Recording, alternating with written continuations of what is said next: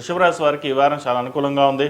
అష్టమ లాభాధిపతి అయిన గురువు ద్వితీయంలో, రాష్ట్రాధిపతి షష్టమాధిపతి అయిన శుక్రుడు తృతీయంలో బాగున్నాడు. వృత్తిపరంగా వ్యాపారపరంగా మీరు అనుకున్న స్థాయికి ఎదుగుతారు. మీ ఆలోచన శక్తి అందరినీ మెప్పిస్తుంది. మీరు చేసే పనిలో కృషి కష్టం కనిపిస్తుంది. ఎవరు ఎన్ని విధాలుగా మిమ్మల్ని ఇబ్బంది పెట్టినా మన పని మనం నిర్వర్తించాలి, కర్తవ్యమే మన ముఖ్యం అనే భావనకు ఏర్పడుతుంది. రాష్ట్రాధిపతి షష్టమాధిపతి బలంగా ఉన్నారు కాబట్టి ఏదైనా ఒక కొత్త కార్యక్రమాన్ని శ్రీకారం చుడతారు.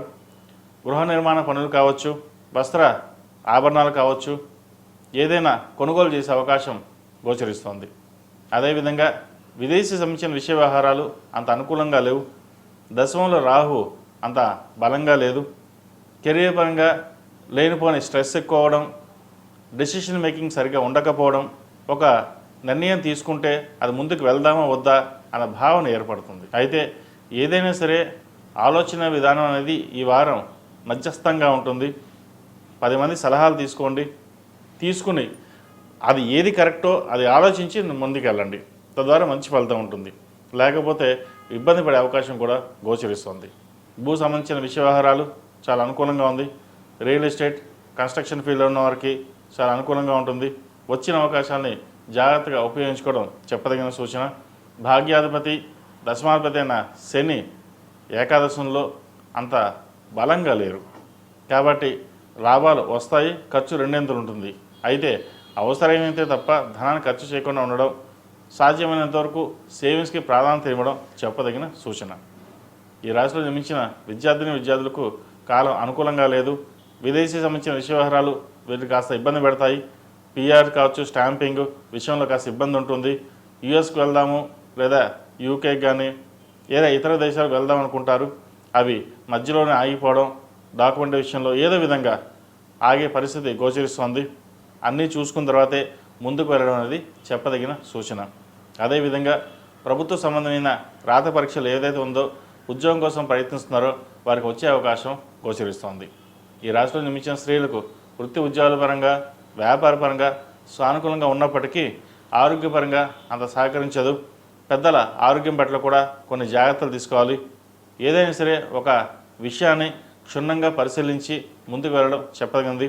మానసిక అశాంతి కొంత ఇబ్బందికరంగా ఉంటుంది.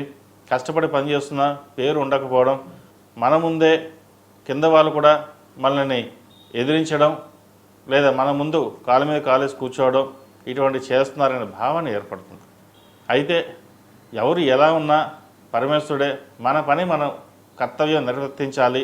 ఇటు వ్యాపారం కావచ్చు, ఇటు ఉద్యోగం కావచ్చు, ఏదైనా సరే మన పని మనం చేసుకుని ముందుకు వెళ్ళాలనే భావన ఏర్పడుతుంది. అలాగే అష్టమ లాభాధిపతి అయిన గురువు ద్వితీయంలో బలంగా ఉన్నారు.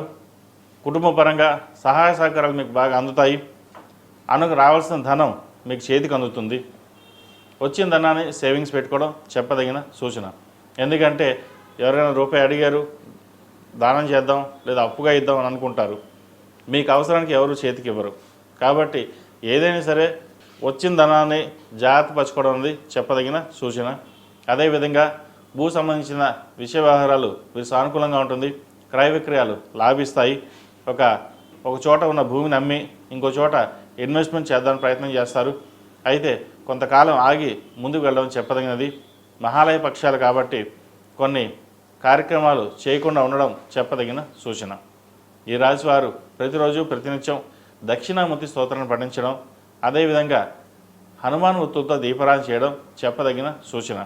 ఈ రాశిలో జన్మించిన వారికి కలిసి వచ్చే సంఖ్య 2, కలిసి వచ్చే రంగు తెలుపు. ఏదైనా పని మీద బయటకు వెళ్ళేటప్పుడు సోమవారం కానీ శుక్రవారం నాడు వెళ్ళండి, మంచి ఫలితాలు సంప్రాప్తిస్తాయి.